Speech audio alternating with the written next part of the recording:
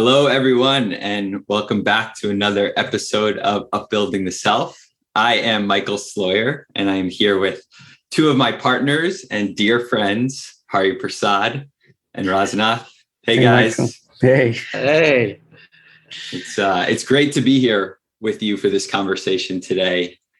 And over the years, the two of you have offered me many tips, tricks, tools that have helped me on becoming my best self, on becoming truly who I am. And I don't take that lightly at all. And our topic for our discussion today is a tool that you have offered me that I can say is one of the most profoundly impactful tools that you have offered me over the years. And that tool is actually a phrase. It's a very simple phrase. It's 4 words. And those 4 words are, there I go again. There I go again. It's a tool that I use to work on myself, a tool that I often use with clients, one that we often offer to our clients during workshops. And so I'm really excited to share it with our broader community here today. And so Rasanath, I would be greatly appreciative if you could get us started by sharing, where did we get this phrase from and why is it so profoundly impactful in our work? Thank you, Michael. So much of our work is around building self-awareness, which, as we share, is a very freeing journey, but it's a very uncomfortable journey at the same time. We first heard this phrase when I was going through my Enneagram training back in 2010 with our Enneagram teachers, Riso and Russ Hudson, who we had the honor and privilege to learn from, who are pioneers in this work in terms of bringing the Enneagram to the modern day world. They have done so much extensive work and research on the Enneagram, its applications, but also the nuances of the framework. And one of the phrases that they constantly used as they went through the levels of consciousness for all the different types on the Enneagram. And for our listeners who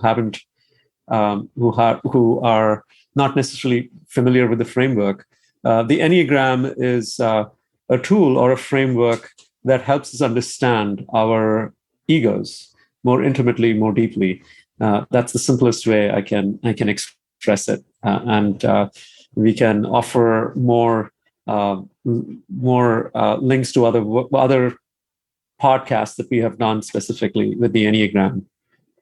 But to keep the thread on where we got this phrase from, I first heard this phrase coming from Riso, who, while he was teaching us the types and took us down from the creative, healthy levels of consciousness of the ego to the more controlling levels of consciousness, and then coming down to the destructive.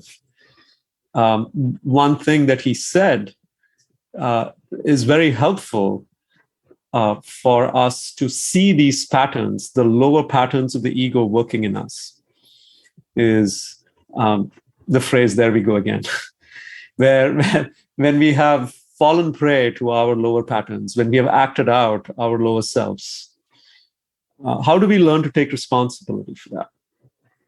And the phrase that he used to say, okay, there I go again. I did it. And that phrase became a phrase where you can look at yourself with enough sense of responsibility, but at the same time, sparing yourself from any sort of punitive effects. Right. So walking the right balance between learning how to take responsibility and at the same time not guilt instilling myself so bad that it starts to work against the very sense of responsibility. So there I go again is a kind and yet a responsible way of accountability, self-accountability. Beautiful. Thank you, Rasanath. And Hari, I know you were there with Rasanath during that experience at the Enneagram Institute. And so if you would share your perspective, please. Yeah, absolutely. So just a piece of context, the levels of consciousness are this framework that is part of the Enneagram system, but which shows you how we rise and fall in health or in consciousness. You can also call it presence. How aware am I of reality inside and outside? What's going on in me and what's going on around me accurately, and responding in a constructive way. So the levels of consciousness really help us to become grounded and aware of where we're at. And the phrase, "there I go again," is to show that when I'm not so present, I can become present.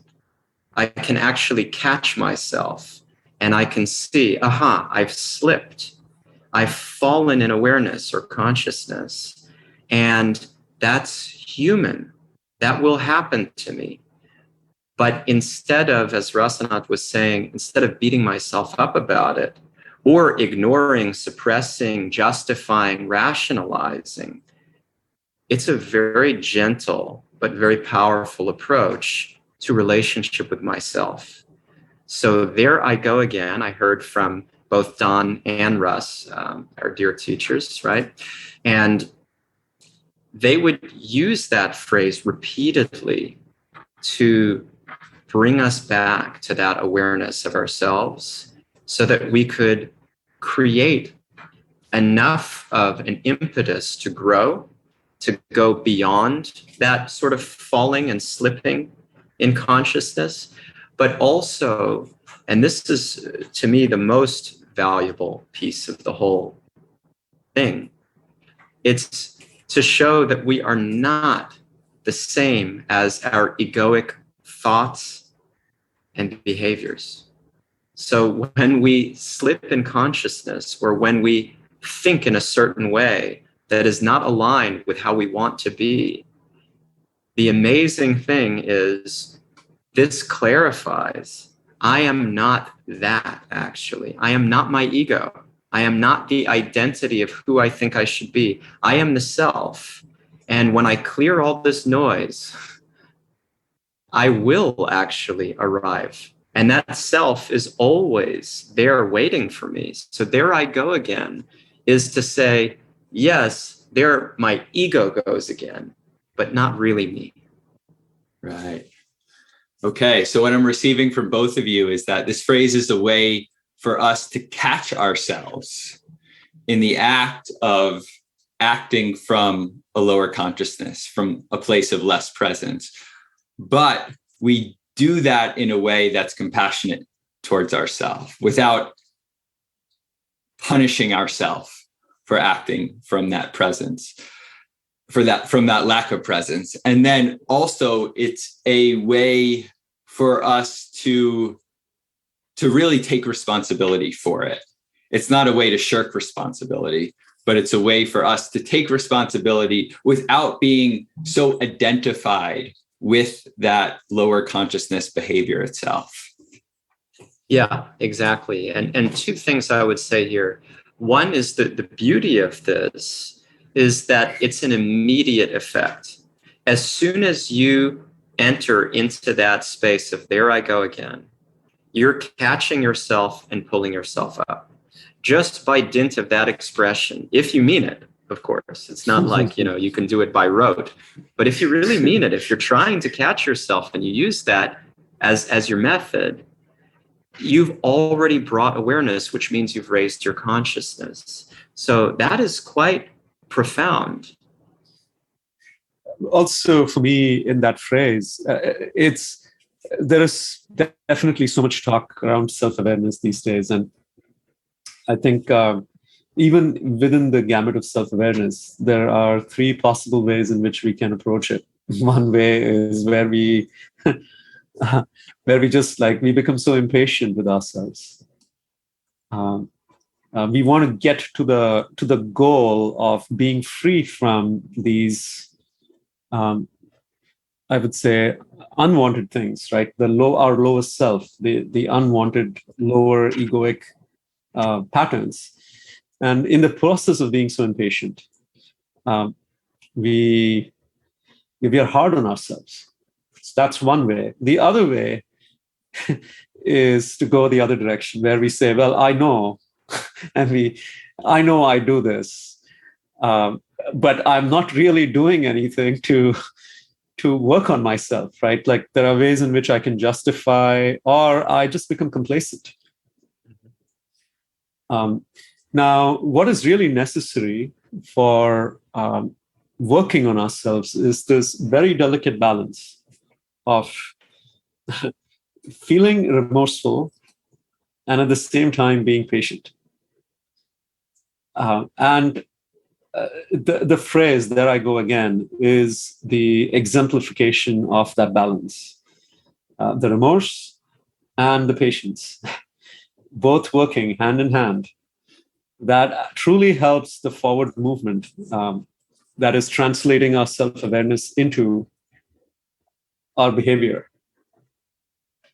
Yeah, Rasanath, you had said something about the need to be easy on ourselves right at the start, and what I gained from Don and Russ from this is it's a way of actually laughing at yourself, not taking yourself quite so seriously, at least not taking your ego. We need to take the real self very seriously. We need to take our lives seriously, but our egos are they're kind of ridiculous because they're just like incorrigible children, and to be able to add some levity and poke fun and then, a little bit more on the side of gravity to become a witness. It's so important so that we can move through life more gracefully, centering closer and closer to the real self. It's so true. What's interesting is that when we are hard on ourselves, that is also the voice of the ego. It's not necessarily the voice of the true self, right? And the other way around, where it's like I become complacent and not do anything about what I'm seeing or justify it. That is also the voice of the ego. Right. So the only way in which we can truly wean ourselves from the voice of the ego as we are working on the ego itself is, as you said, become a witness. And when we become a witness, we see that what is observing is not the ego anymore. We start moving closer to the real self. Excellent. Thank you. Excellent. So let's get into some examples. How might one, or how have either of you used this phrase in your own life?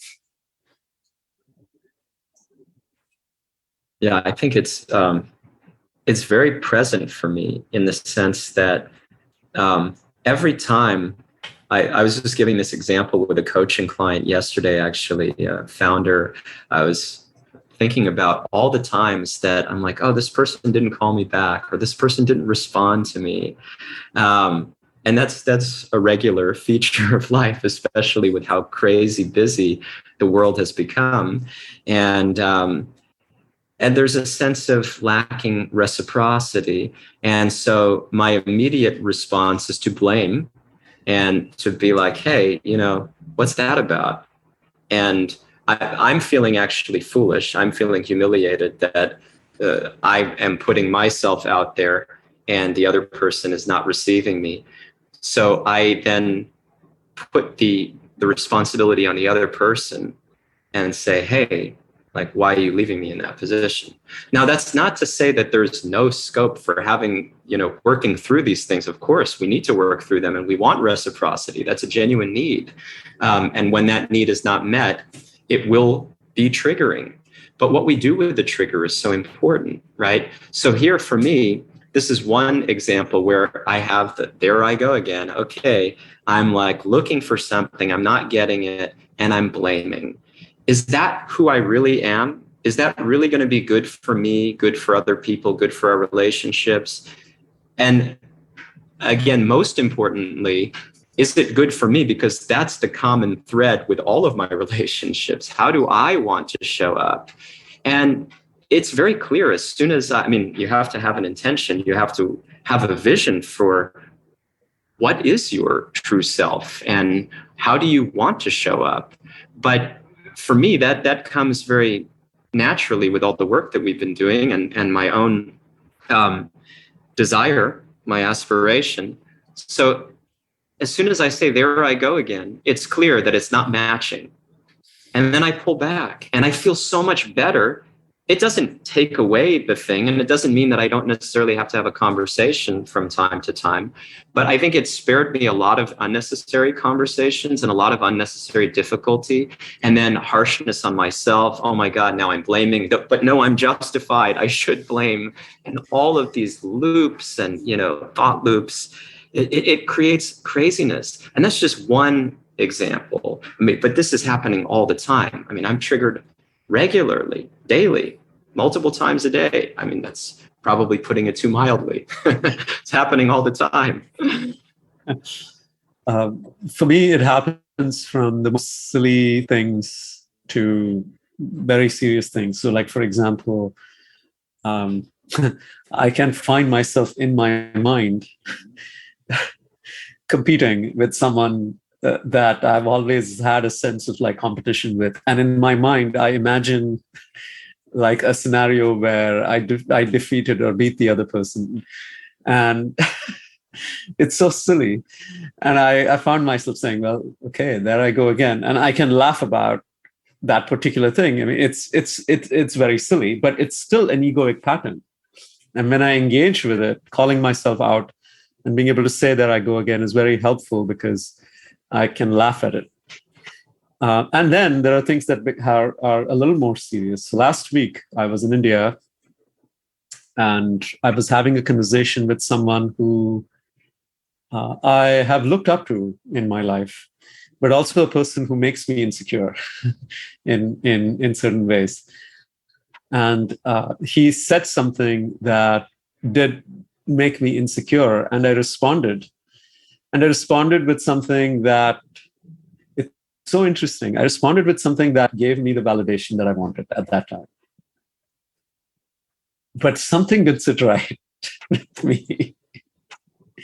And I didn't say anything that was false or out of the ordinary, but something didn't sit right. And it bothered me the entire day. And at night, I realized what it was. That I had actually, the way I had said it and from the place that it came from was not necessarily fully pure. It was still coming from my ego patterns. And I was able to say, I said, okay, there I went again. So at that time, it was not real time, but it was post. But it was still very helpful to see how it happened, how I'd fallen prey to a pattern. So that was, again, very, very helpful to, one, look at what the discomfort was and be able to point it out, but at the same time, be able to like say, okay, yeah, I see it. And I had a smile on my face, but also it was very clear for me where it came from. And in seeing where it came from, I was able to take responsibility. And I actually said, okay, there it is. I did it. And somehow it gave me a sense of relief in owning it. So that's a very recent example. It happened last Tuesday. So we are exactly 1 week. I can really relate to both of these examples that you both have shared of feeling, Hari, the one that you shared, disrespected when somebody doesn't reciprocate or doesn't follow through, and Rasanath with being competitive, even when people don't even know that we're competing with them. And what's striking, and then also I think important about both of your examples, is that you didn't just use the phrase, there I go again, and stop. There was also a curiosity and a recognition around what's underneath the egoic behavior. What is that source of discomfort, as you said, Rasanath, and why am I being triggered? And it's both with the naming, there I go again, and the recognition of why it might be happening, that I can strike this balance between taking responsibility but also seeing it with a little bit of detachment and humor, and not feeling so bad or guilty about the behavior. Fantastic. Actually, I was exactly going to say before you said that there's more that follows. There I go again. That's the starting point. And I think you just articulated some of the most crucial pieces of that to me. And we've already addressed this, but I just want to highlight it because it cannot be emphasized enough. The other phrase or framing that comes with "there I go again" for me every time is, and that's not actually me. There I go again, and that's not actually me. And that provides so much ease and so much motivation to get to the real me and to separate myself, because it's so high stakes when you think that that's me. The ego is an identity we pinned our lives on. When we stop pinning or remove some of that pinning of our lives on it, it creates a lot more freedom, and we can raise our consciousness much more naturally. So that's what I do every time is, I'm looking for validation. I'm looking for the world to revolve around me. That's the whole ego thing. That's what it's all about. May everything revolve around me. Let me be in control and let me be happy and enjoy. And everything should fall into place and fall into line with my desires. And then I say to myself, but that's not me. And that doesn't fulfill me, actually. It never does. So there's something else to live for. So I want to zoom in on this point a little bit here. So let's say we're talking about competitiveness, and I've been competitive my whole life. Every piece of evidence that, or I shouldn't say every, but there's a lot of evidence to point to the contrary, that is really me. So how would you respond to that?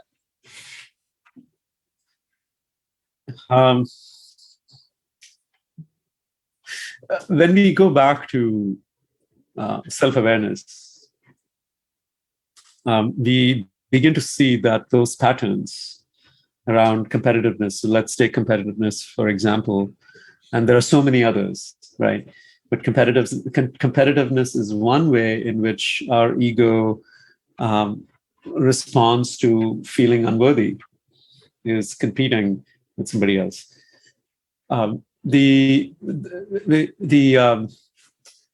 challenge when we enter a competitive frame of mind is it's not peaceful. And even after we compete and after we win, we are still left with, it might give us an immediate high, but we're still left with a sense of, it's like when you have a drug, right? And you feel a hangover. After you have competed and won, there is still a feeling of emptiness. There is a feeling of hangover that we get. Now, when we become truly self-aware, what we first come in touch with is the feeling of hangover. We begin to see that the patterns that we are engaging with are not really giving us what we want. And when it's not just the behavior, but we become aware of the result of a particular behavior on ourselves and others, right? That's the first place we start recognizing.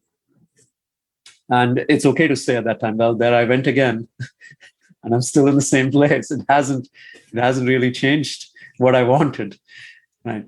Then when we learn to do that more and more, then we come to a place where we can actually do it more in real time. Where we can say, oh, there I am going again. And it almost feels involuntary, right? It's like I see myself going down the slippery slope and I still feel so helpless. Like it's almost like I'm being carried by something, and I can't really do much even as I'm seeing myself going down. That is the second phase of growth in terms of recognizing our behavior. And the third phase there is, well, there I go again. I'm like starting to go down the slope here. And when we get to that place where we begin to recognize the behavioral patterns much more early, we start to we know how to shift our behavior almost in real time. So I don't know if it answered your question directly, but so in terms of how do I know that the real self is not competitive? How do I know that that's not the real me when you're experiencing all your life to be competitive and it feels like, hey, that's me? The thing is, if that's really you, then why are you not satisfied, right? If you're in line with your nature and everything is, coming together, why does it not satisfy? Why does it leave an emptiness and the desire for more and the desperation around it? Now, you could make a case, well, that's just how human beings are wired and that we're just animals but it's not very hope-giving. And it's not the experience of those who have identified with the real self. They offer a different perspective entirely. They offer a different experience of life entirely. So we can settle for, well, we're just, human animals that have these impulses and I'm aligned with that. And that will be my life. And there will be good times, there'll be not so good times, and I'll optimize for the good times, it'll work out, and then I'll die. Or we can say, the true self is something more than that. And it's worth paying the price of discovering. Beautiful. And when I had asked the question, I had corrected myself from, I have nothing but evidence to point to competitive to it's a lot of the time, but it's actually not all the time. And so If I'm really being thoughtful and honest, I experience being competitive a lot of the time, but I've also had my moments, and I would consider these my best moments. Right. When I feel much more worthy, I feel much more in my own skin. And then I look at my behavior or how I show up in those moments, and there's not a lot of competitiveness in those moments. And if there is, the competitiveness is in service of something that's not just me or not just my own ego. It's in service of a mission that we're working towards together or in service of the team. And so I think your articulation of that was really helpful. And it helped me to look back and say, actually, that's not how I've always been 100% of the time. And if I look at where I've been my best, that behavior is much less likely to show up. Beautiful. That matches exactly my own experience. And that's what encourages me on this path and gives me such deep conviction, because I know that when I'm not giving in to the demands of the ego, I actually feel more like myself. And it's undeniable. It's so much more natural. I'm not proving or defending or putting something on or trying to make people see me a certain way, trying to project. I'm actually being who I am much more than I was before. I mean, it's like, it sort of speaks for itself. When you're efforting to try to become something that you're not versus you're actually doing the hard work to lean in to who you are. And yes, that's subtle. And it can get confusing at times. But if you're honest with yourself, the effect of the one versus the other. And certainly, I am trying to become something. I'm trying to become my real self. So that's the common bond between the two. But those two things look and feel so different. And when you step into the ring and you start trying to become your real self, you will only feel, as hard as it is, you will only feel, this is so much more like how I know I am. I can perceive that I'm not putting on a show anymore. And this is so relieving. It's so freeing. It allows me to be. So how literal should we take this tool? So what if we were to do something that we would consider not just controlling or sort of average level consciousness. But what happens if we do something that's truly destructive? If we do something like lie, cheat, or steal, is it really okay to look at ourselves with a little humor and detachment and use the phrase, there I go again? It's a great question. I think it all depends on the use of the phrase, all depends on the consciousness behind the phrase itself, right? Hari Prasad mentioned that earlier. I think when we do, it's so important that even when we do some extreme actions sometimes, and us as humans, we've all experienced us doing, I mean, I have experienced my own rage. I have said things or done things that has taken me a little time to recover from, and the other person to recover from too. I could say it's mild trauma, but it's still trauma, and I've created that. There is a way in which you still need compassion to climb back up. Because without that compassion, it becomes impossible to. I become over-identified with the negative behaviors. Right? I think I am the negative behavior, which I'm not. Even when I may have done something extreme, in order for me to know that there is still a gap between the true self and the egoic self, that compassion is absolutely essential. So when we say the phrase, there I go again, or there I went again, the gravity with which we say that is important because it signals a sense of responsibility. And sometimes when we have done things that are more destructive, it may naturally, or it is required to say that phrase with greater gravity and with a strong sense of responsibility, but not without compassion. Because behind every action, even at the destructive levels of consciousness, there is suffering. And there is pain, the more destructive an action is, the greater the suffering there is that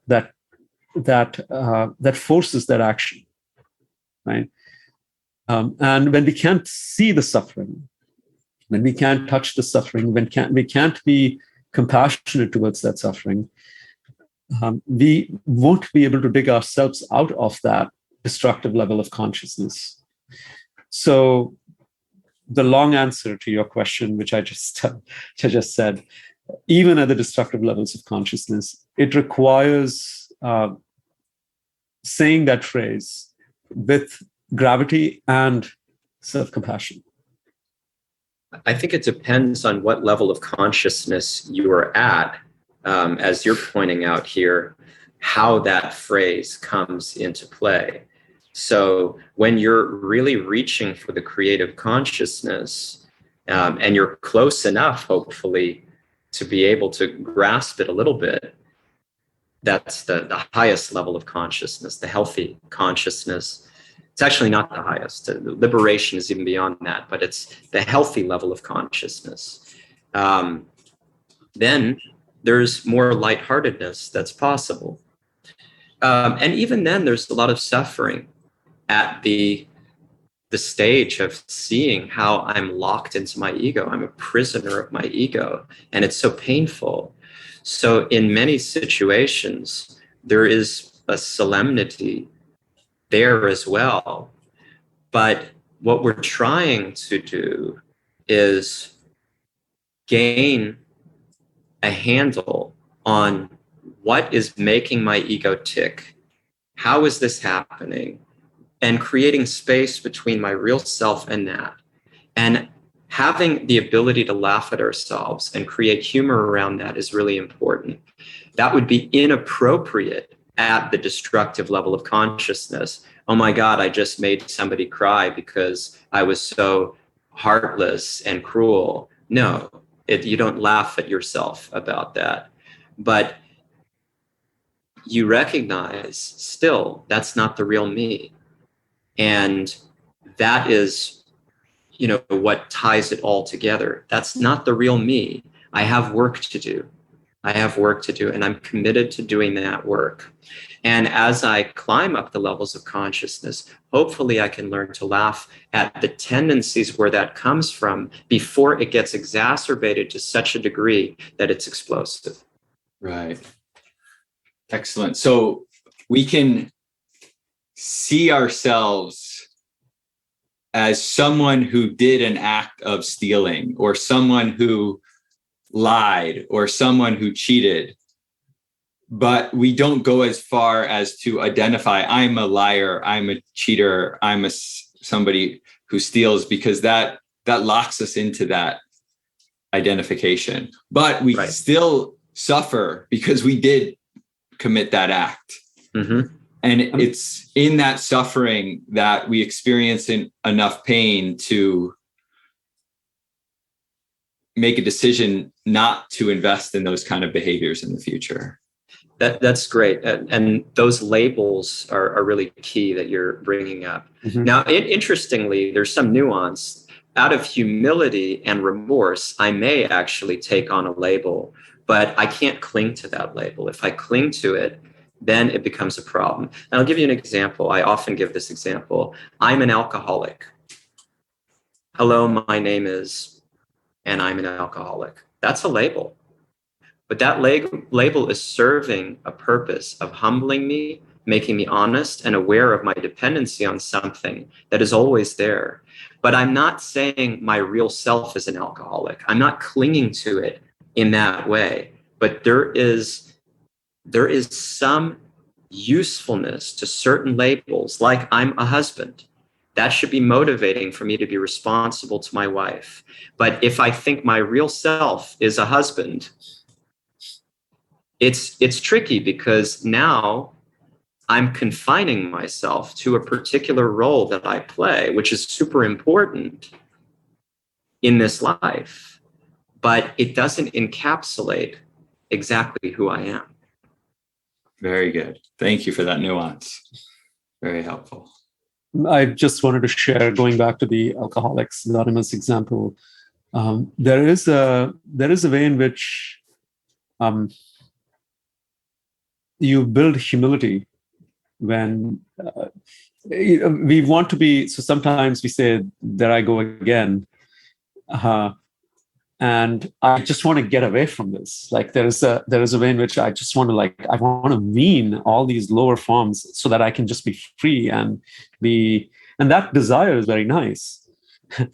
And at the same time, as Hari Prasad mentioned, it's so important to recognize that those patterns are so deep that even when they don't exist, even when I'm not seeing their physical manifestation for a while, I can't necessarily consider myself to be free. Yes. And Hari Prasad says this very often. The time I become most worried is when I can't see my ego. I think it's phenomenal. I've taken that very, very close to my heart. And it's the same thing here. When we use those labels are to remind ourselves that we have to be vigilant. And as soon as we stop being vigilant is the time when we become prey to the patterns of the ego. So it's interesting, as we are having this discussion, that self-awareness is not a state that I get to at the end. Although that may be. What we have to realize is that self-awareness is a continuous thing.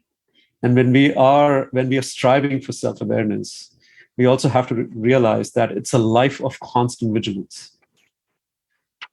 And most of us, we don't really sign up for that life. We think, okay, I'll get there, and then I'll be, I don't have to be vigilant anymore. That's not what it is. When you realize that this is what I sign up for, a life of responsibility is a life of constant vigilance against my ego. And that's where this phrase, "there I go again," becomes a phrase where it's said with enough humor, but at the same time, it has the gravity of responsibility to it. This is great. And I shared in the opening that this is something I often use with many of my clients, even for people that I've been working with for multiple years. There would have been times in the beginning of our relationship where this would have been an accountability, where the person in the 2 weeks that we don't see each other was supposed to keep track of all the times they needed to use this phrase, there I go again. And then 2 years later, we'll talk about having the exact same accountability. And it's not because this person isn't sincere or because progress hasn't been made. Actually, for the people that tend to stay in this work for many years, there's a lot of progress. And they're just becoming even more skillful in seeing these things. But the same accountability is very, very helpful. And it just speaks to what you were sharing about the need to be constantly vigilant about how it's showing up. Yeah, it's and to me, the true spirit of growth is when we embrace the spirit of the struggle of constant vigilance. There's almost a sense of like, okay, this is what it is. This is what I've signed up for. And there is enthusiasm to be constantly vigilant. Is when we reach a stage of growth that can become exciting. Up until that point in time, it is, when will this end? Oh my God, I'm just tired of doing, of just seeing the same patterns over and over again. This is where I think patience and self-compassion becomes so important in this process, because we can't be excited about being vigilant if we don't bring in the empathy and self-compassion that's necessary for the self-awareness work. Also celebrating the small victories, because So all along the way, you're going to have more glimpses into proximity to the real self. You're going to get closer and closer from the beginning. You should be able to feel like, aha, this feels so much better. I know this is constructive. I know this is serving me and other people. And that has to be exciting. Otherwise, we would give up. What's the point? That's so true. Yeah. Michael, I've been wanting to ask you this throughout our conversation. If before we close, you could share what impacted you so much about this expression and how it's been for you. Yeah, we haven't used this phrase yet, but it's the paradox of acceptance. And it had been, I think before I came to Upbuild, as I was doing self-development work here and there, I always felt this discomfort of like, how do I accept myself and not accept myself at the same time so that I can make progress and become a better version of myself? And this phrase for me in 4 simple words encapsulates all of that. It shows me that I both need to accept myself and that I can also not accept the behaviors that are hurtful to myself and to others. I loved the ringing of the bell at the appropriate junctures, because it was almost like an affirmation to what you were saying. Thank you. Also, to what you said about the paradox of acceptance. We don't accept the false self and we accept the real self. That's it. But we can't apply that paradox to the same. So it's like I can't accept and not accept the false self, and I can't accept and not accept the real self. But what happens here is I stop accepting the false self, that I'm not my false self, I'm not my ego, and I more start accepting the real self, and they both happen simultaneously. That's the beauty of this work. It's just so incredibly rich when we understand the paradox, that the paradox is not really a paradox, but It's the expansion of our paradigm, where we see that there is a false self and a real self, and we slowly stop accepting the false self and start accepting the real self, and they're happening Beautiful. simultaneously. Hari, anything you would want to leave us with in closing?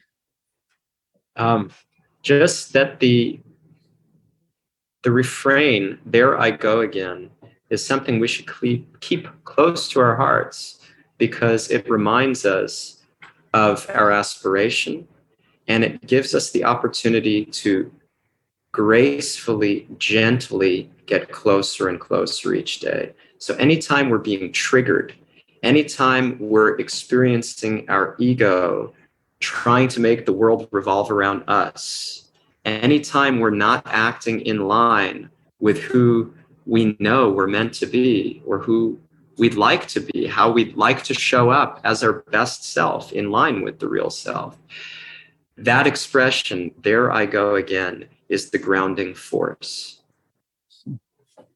Beautiful. And I would encourage all of our listeners to take the next week and every day at the end of the day, make a note of all the times that "there I go again,"